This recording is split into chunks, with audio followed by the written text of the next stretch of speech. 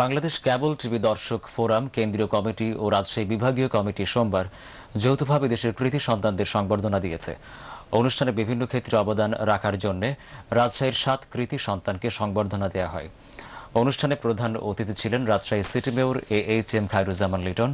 সঙ্গীতে বিশেষ অবদানের জন্য সঙ্গীতাচার্য অমরেশ রায়চৌধুরী, নারী জাগরণে ভাষা সৈনিক বেগম মনোয়ারা রহমান মরণোত্তর, সমাজসেবায় আব্দুস সামাদ মরণোত্তর, শিক্ষাক্ষেত্রে দ্বিজেন্দ্রনাথ ব্যানার্জি, নৃত্যে বজদার রহমান বাদল, চ্যানেল আই সেরা কণ্ঠের দ্বিতীয় রানার্স আপ মৌমিতা তাসরিন ও কোপেনহেগেন জলবায়ু সম্মেলনে বরেন্দ্র অঞ্চলকে তুলে ধরার জন্য মিতি অন্বেষাকে সংবর্ধনা দেওয়া হয়।